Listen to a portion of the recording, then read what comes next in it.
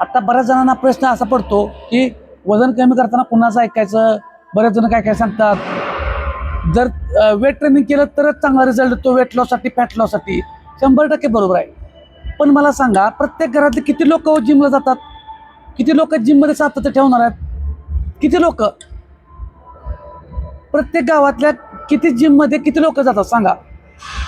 तुम्ही weight training करायचं, cardio करायचं हे सगळं विसरा, सगळं विसरा. फक्त ॲक्शन घ्या. मला व्यायाम करायचा आहे, मग जमल तसा व्यायामाला सुरुवात करा. नादाला लागू नका. प्रत्येक गोष्ट प्रत्येकजण सांगेल, मी उद्या त्याला सांगेल तुम्ही हे वेट ट्रेनिंग केलं तर चांगला रिझल्ट येईल. 48 तासानंतर त्या डबल कॅलरीज बर्न करतंय. आत्ता व्यायाम केल्यानंतर आणखी कॅलरीज बर्न, पुन्हा 48 तासानं किंवा 24 तासानंतर रिपेअर करताना मसल कव्हर करतंय, कॅलरीज बर्न करतंय. पण हे सगळ्यांना शक्य आहे का? आपण कामधंदेवाली माणसं, आपल्याला सगळ्यांना व्यवसाय करायचा आहे, उद्योग करायचा आहे, जॉब करायचा आहे, कामं करायचं आहेत, शेतातली कामं करायची आहेत, सगळं करून करायचं आहे. मग जमल त्या ठिकाणी हालचाली झाल्या पाहिजे, व्यायाम झाला पाहिजे. त्यामुळे लय कन्फ्यूज होत बसू नका.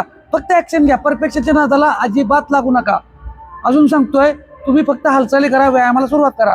ॲक्शन अगोदर, परफेक्शन नंतर. रतन टाटांचं एक वाक्य आहे, ते काय वाक्य आहे की मी आधी काम करतो आणि नंतर त्याच्यावर विचार करतो. आपण आधी विचार करत बसतो आणि पुरा काम करतो, हे नको. त्यामुळे लक्षात ठेवा, ॲक्शन घ्या, परफेक्शन नंतर बघू. त्यामुळे व्यायामाला कारण सांगायचं आहेत. व्यायामाला सुरुवात करा. धन्यवाद.